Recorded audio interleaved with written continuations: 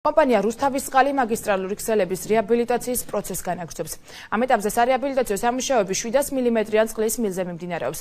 ქალაქის სამრეწველო ზონაში 700 მმ-იანი დიამეტრის მაგისტრალურ წყალსადენზე მიმდინარე სარეაბილიტაციო სამუშაოები დღეს რუსთავის მერმა დავით ჯიქიამ, საკრებულოს თავმჯდომარემ დავით მაღლაკელიძემ და ქალაქის მუნიციპალიტეტის ხელმძღვანელმა პირებმა დაათვალიერეს.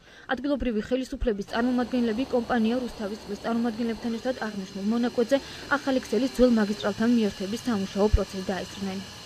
700-იანი მილი იცვლება სრულად.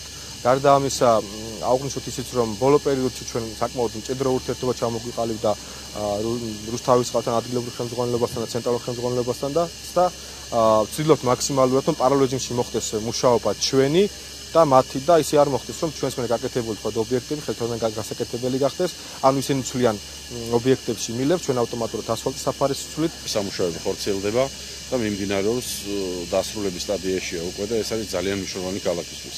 ეს მოგწევს იმის საშუალებას, რომ პრაქტიკულად ქალაქი პარალიზებული აღარ დარჩება მომავალში და ქალაქს მიეწოდება შესაბამისად წყლის მაღალი ხარისხით თავისი შესაბამისი წნევი. კომპანია რუსთავისწყლის წარმომადგენლების განცხადებით სარეაბილიტაციო სამუშაოების ნაწილი მიმდინარე წელს დასრულდება.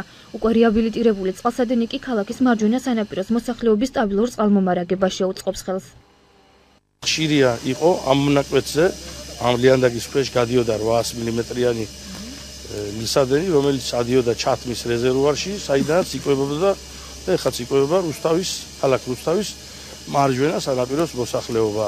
სამუშაო ბევრია, მაგრამ ჩვენ მუშაობთ ამ თემებზე და მაქსიმალურად ვცდილობთ, რომ გამოვრიცხოთ ეს რისკები და მოსახლეობას ნაკლებად შეუწყდეს წყალი.